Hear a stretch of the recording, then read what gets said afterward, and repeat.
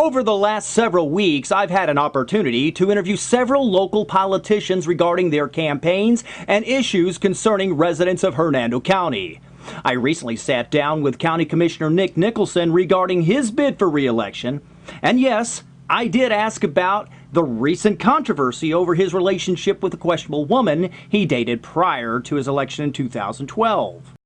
Now, Nick, you pride yourself on being an integral part of job creation in Hernando County, and that's certainly an important priority for people living in the county.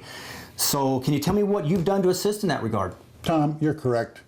Our residents deserve access to more jobs, but they don't just deserve more jobs. They deserve jobs that bring good salaries that families can count on, good paying jobs. Jobs that will offer their children promising futures so as they grow up, they'll continue to live in our community. In 2015 alone, we brought in 230 new jobs, and we've been able to retain more than 100 jobs. Nick, a lot of residents have voiced concerns over unkept or abandoned properties throughout the county. And from what I understand, you've been diligent in enforcing a statute that was already on the books. Now, can you tell me what you and your fellow commissioners have done to resolve that issue? 4 years ago, when I was going door to door meeting residents, one father said, "Look across the street. See that house? It's dilapidated. It looks like it's unsafe. See the grass? It's like 2 feet tall. There's garbage everywhere. It's unsightly. I can't sell my house." One of the first things I worked on with my fellow commissioners was to implement a statute that allowed us to place liens on the property to take down the structures and place liens on the property to get the grass mowed. Our new building official goes to all these structures that might be unsafe, and if he deems them unsafe, we take them down. A few months ago, you posted on your Facebook page that you had the endorsements of Commissioners Adkins and Dukes. But after you made the post, it was rumored that it wasn't true. How do you respond to those accusations? It's true that both Commissioner Dukes and Atkins did endorse me, and I'd be glad to furnish you copies of both of them. Now, Nick, let me shift gears for a minute away from what you've done on the job as a county commissioner and ask you something that may hit a little closer to home. Undoubtedly, you're aware of the very recent news reports surrounding one of your opponents. But you've had your own issues with a questionable woman prior to your election in 2012. But tell us your thoughts on the circumstances involving your opponent and, of course, with your own situation. All I know to say is that we're all human. And we've all done things in our lives we shouldn't have done, and I'm no exception. I'd like to think my opponent has felt the same indignation, remorse, and shame that many of us have felt at some point in our lives.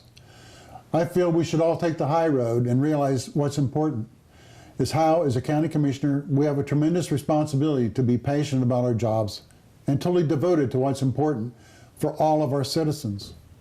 What's important is experience and education of the candidates and their knowledge of what is needed to successfully perform as a committed county commissioner. Can you tell everyone why you decided to run the first time and why you are now seeking a second term? As a small business owner and engineer by trade, I'm used to finding effective solutions to problems. Over the years, I've learned the same common sense and conservative approach that I use in my business was also needed in county government. I'm incredibly proud of what our county commission staff and residents have been able to accomplish. I ran for office with a focus on creating jobs, protecting and enhancing the quality of life, making government more efficient with a mandate to not raise our taxes. We've been successful in all those areas. I decided to run for re-election because many residents have asked me to continue my work so that we keep the record of accomplishments moving forward. Everyone knows that being a county commissioner is a tough job, and it's serious business for our residents. So is there anything else you'd like our audience to know? I'd just add that I believe one of my most important jobs is to be a man of my word. When I committed 4 years ago to not raise your taxes, I've held to that commitment. 2 years ago, when the county would not give money to fund fireworks at the fair, so I raised the money and we put on a 4th of July fireworks. We made sure we had a family event to celebrate the freedom that we enjoy here in America. And this year we celebrate our 2nd year of fireworks and thousands of families were on hand. I've also worked to help the disabled and others who need bus service by expanding service later in the evening and by putting in place more than 40 new bus shelters at no cost to the county.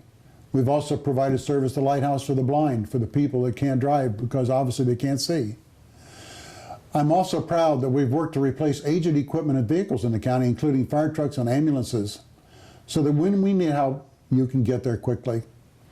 We've accomplished a lot in the last 4 years, and if I'm able to continue my work, I'm confident that we'll continue to bring in more jobs, protect our quality of life, and continue to ensure this is a county where we'll be proud to live, work, and raise a family.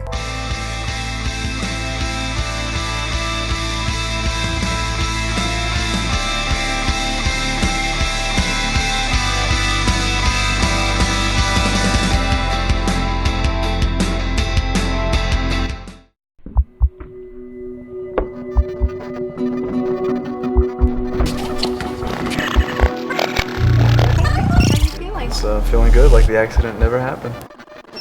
Hold still. So, great news. Things seem superficial, but you came to the right place. Sir, would you like us to take you to the emergency room?